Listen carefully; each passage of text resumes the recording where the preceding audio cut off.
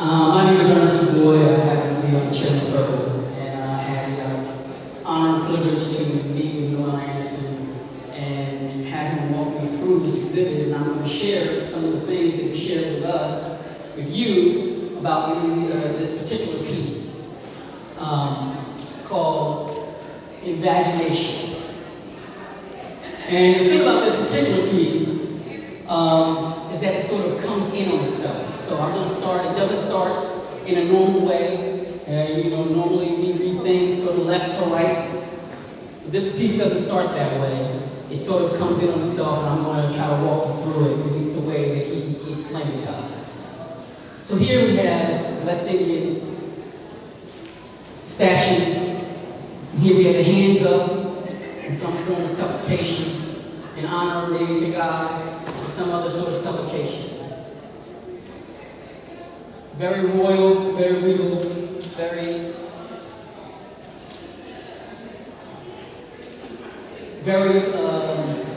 honorific. Now on this side, we have a cartoon from a magazine.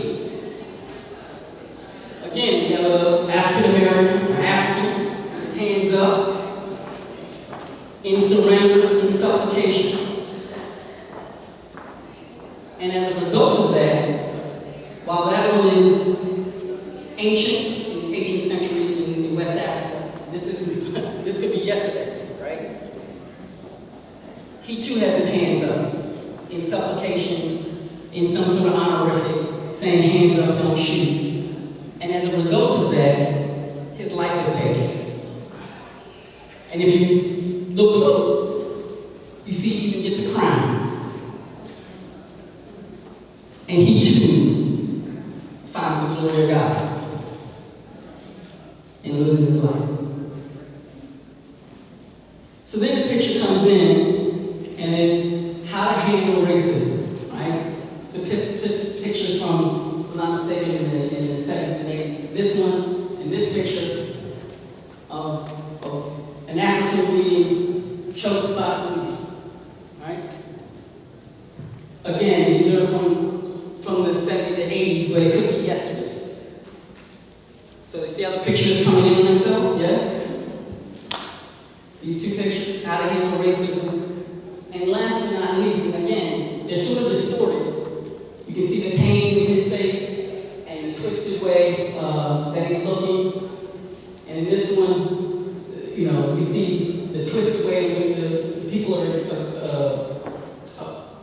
interacting with this gentleman here, and the way in which it's sort of hazy. Again, it's about otherism and how other people see us as African American males, as men. And so you see us in these twisted forms, and you see us being assaulted in different ways. And then it all comes down to this picture, which is how they see us. Right? Not even straight up and down, not even facing forward, but to the side. We're the caricatures ourselves in some sort of thuggish way with a gun to our head. Yes? That's the essence of the way in which he shared with us this particular piece, Imagination. I just want to talk one thing, give one little sort of anecdote in terms of otherness and everything else. For myself, I'm going to flip it. This is, he started off talking about when did we know we were black? When did you know you were other? And I'm not going to talk about when I knew that. I'm not the first time, but the last time, which was like last week. Last week I was in my office building. While I reside here in Tennessee, I work in New York City. New York City is a very metropolitan city. It's a very, very different than Chattanooga. But I was in my office in Chattanooga, in New York City. And I was waiting for the elevator to go to lunch. I was waiting for the elevator. And when I walked on the elevator, there was one person on the elevator. She happened to be about 5'2", Caucasian with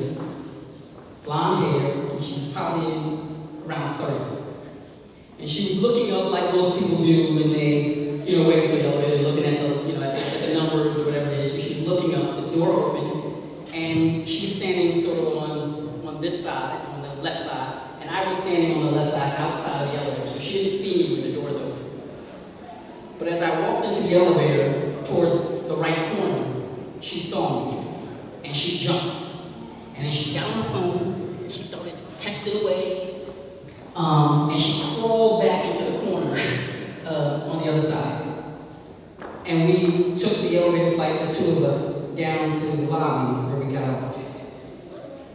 I'll just say that, again, I was in my office in New York City, and I was dressed fairly similar to the way I'm dressed today. And she still had the feeling of otherness for me, as if there was going to be some confrontation in the elevator.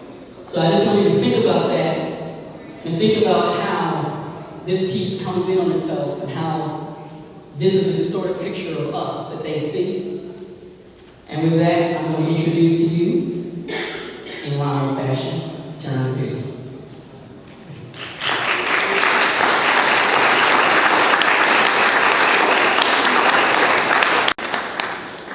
If you could, do me a favor and give me some feedback like, I hear you, T, talk to him, say it again, anything to let me know that you're into me. And if you disagree, then say, boo, it's whack, put 2 thumbs down, either way it go, I'ma feed off the energy. I'm doing this for Freddie Gray, Mike Brown, Philando Castile, and the fact that I gotta mention those names make me sick to my stomach still. Could you imagine if Sweet Tea and Skittles was your last meal? I mean, that's what Trayvon had to cling to before he got killed, or we can take it a few decades back and talk about the death of Emmett Till, but I'm gonna put that on ice and let Emmett chill. I forgot to introduce myself.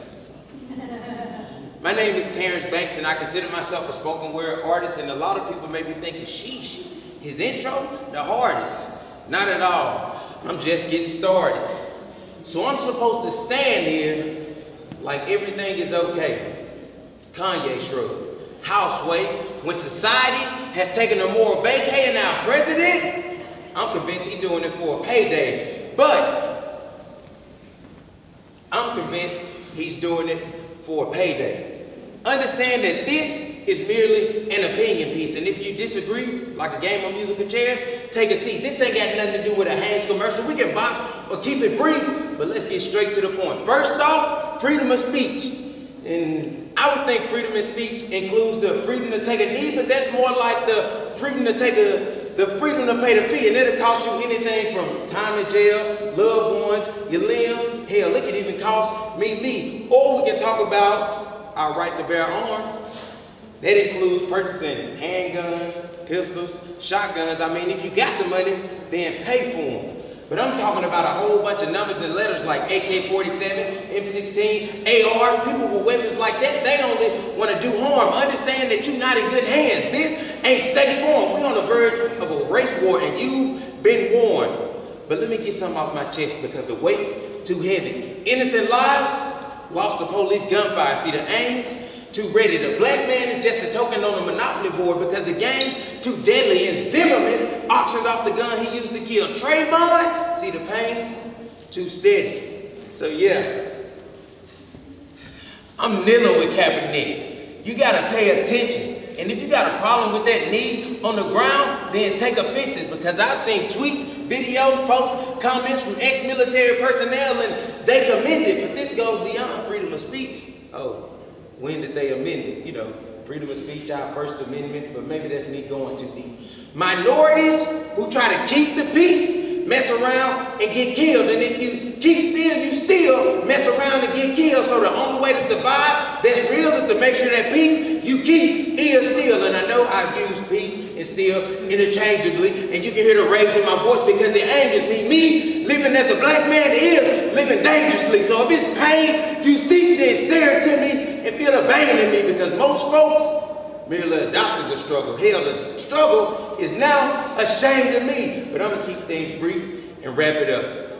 Everybody wants to reenact civil wars until society stops acting civilized and the wars get real. I'm talking wives getting kidnapped and babies getting killed, and a lot of folks saying, T, you coming off real aggressive. You need to chill, but a lot of folks stagnant. They standing still. See, I didn't come here to exaggerate. I just came here to elaborate. Most things that the culture has endured, most folks couldn't imagine it. And I know that's not a real word, but in the neighborhood I grew up in, junkies still serving. Gentrification is the real purge. You know, the movie The Purge. Well, I won't go into too many specifics because then I start sounding real prolific and my words start sounding real gifted. What I want to talk about, y'all probably missed it because you weren't even listening.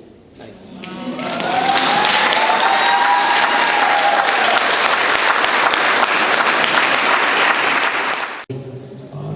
From some ebony pages. Actually, one ebony page. As you can see, it's a different image, but from the same page.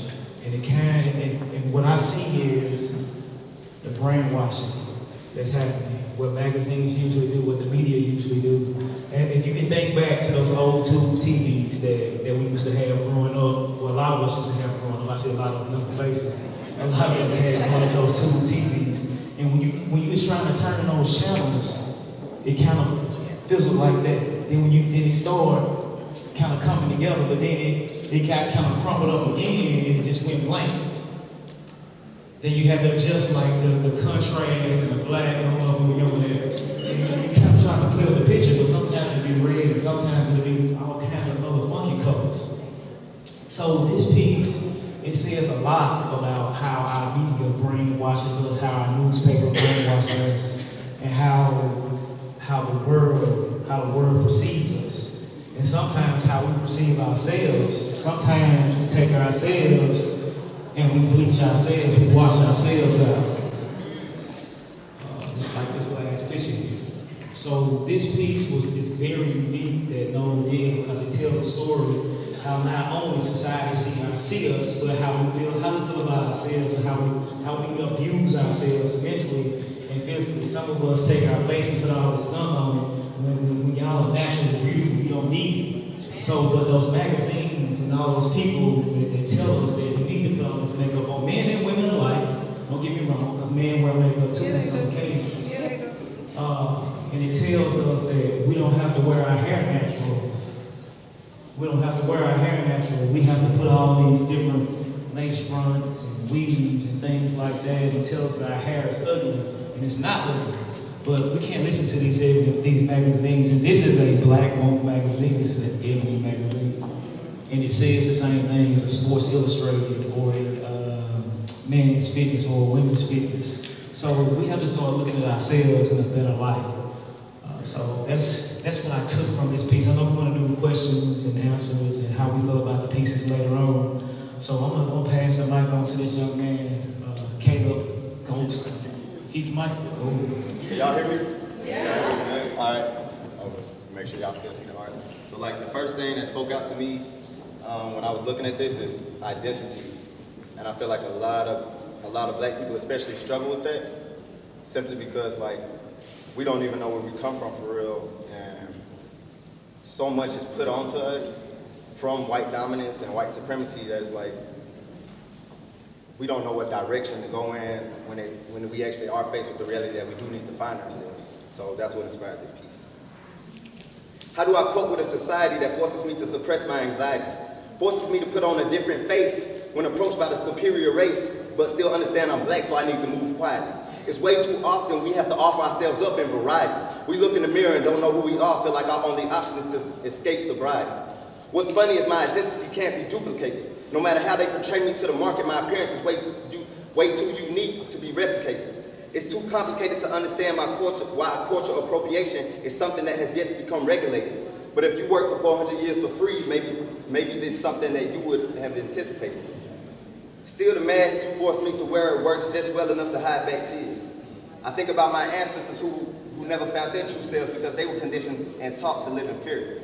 When America succeeds and propels, it's often conflicting as a black person to have joy and cheer. We see a nation that was built on our backs, then slavery was banned and they still threw us in the rear. See, those small details get overlooked when they want to make a profit off our identity.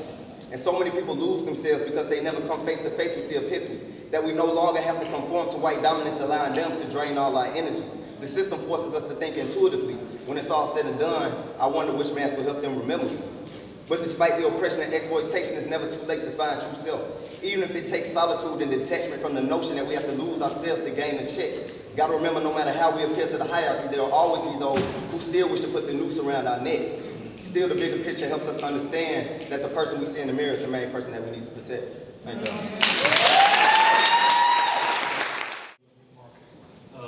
This is another one of Noel's pieces called Dilute. I look at it and I see distortion, but I also see truth. I want you to look at it and I want you to think about what you see. This is in the 60s and 70s when police would line up black men, men of color, strip search them, take their dignity, take their clothes, out in public. How does that make you feel? What do you think about? And then I want you to come up till today, 2019. And then I want you to think about some of the distortion that's in our country, some of the distortion that's in our state, some of the distortion that's in our county, some of the distortion that's in our city, some of the distortion that's in our communities, some of the distortion that's in the very neighborhood that you live in. I want you to think about what's implanted in your head by the news, by the media. I want you to think about what have you not educated yourself about. I want you to think about all these things. I want you to think about, are we still enslaved today? How do we empower ourselves to rise above what society says we should be or we are? I want you to think about how you might or might not allow those things that are said in society dictate who you are, why you are, and what you are. You've heard a lot of discussion today about a lot of different things, a lot of different people, some great artists. But I challenge you to think about you and where you are. And I challenge you to think about how we can collectively come together for a greater cause, for a greater good. How can we eliminate the distortion? How can we stand up for what we believe in, for what's right? So I want you to take a moment. I want you to just think about that. And not about just yourselves, but I want you to look around the room. And I want you to see the beautiful sight that I see from standing this way. How we're all gathered in one spot. There's oftentimes, you hear people all the time, and sometimes we're guilty of it. But you can't get a lot of black people in the same room, it's always going to be drama. Well, I don't see any drama here. Does anybody see any drama here tonight? You know, black people can't get along. I see different people meeting new people, getting to know somebody that they've never got to know before. I see connections being made. I see relationships being built. You know, we talked about this. We started this whole mission about 2 years ago. And I'm thankful and happy and excited for what's been generated right here with all of us. I'm excited to see you all here tonight. That's not distortion, that's truth. That's on purpose, that's intentional. And I challenge each and every one of you to be intentional about what you do for the black community. I challenge each and every one of you to be intentional about bringing black people together and standing together strong and standing for good causes. I challenge you today to dismiss the status quo and the labels that's been put on our people. Because we're better than that. We're bigger than that. We're greater than that. We're a lot more than anything anybody wants to label us in a negative fashion. But we lay that foundation and we make that happen. Together, we make that happen. So I'm going to give you about 30 seconds to think about that before I introduce our next performer, because I really want that to resonate with everybody.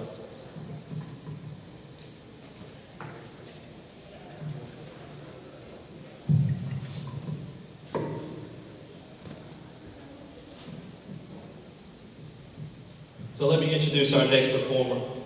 This is a young man that I've been knowing for quite a while.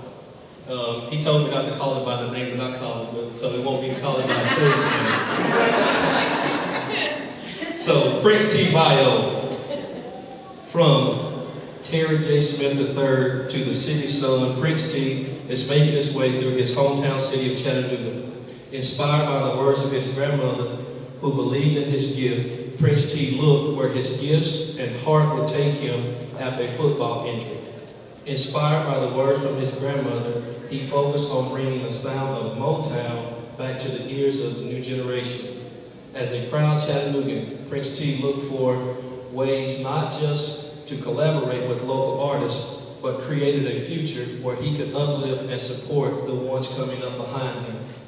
He performed in local venues such as the Chattanooga Cigar Bar and has worked with local artists such as Mr. Vista on Rehab. He delivers classic covers of familiar tunes by the Temptations. You know about the Temptations.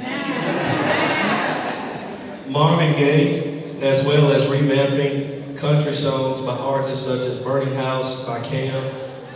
For Prince T, it's all about staying true to his roots and the city he came from while making sure the sound of classic R&B doesn't fade away. His music can be found on all streaming services. I know y'all got one. Go check him out. Prince T.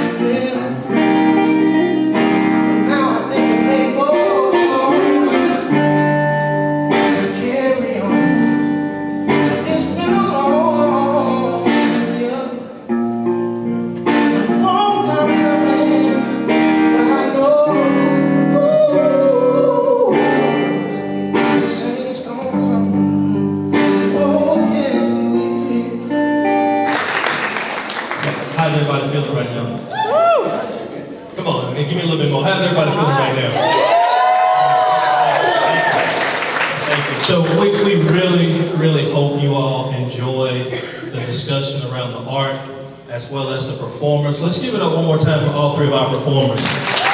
Terrence, Mr. Taylor, come up front, Mr. Noel, Prince T, come up front. We want them all up here.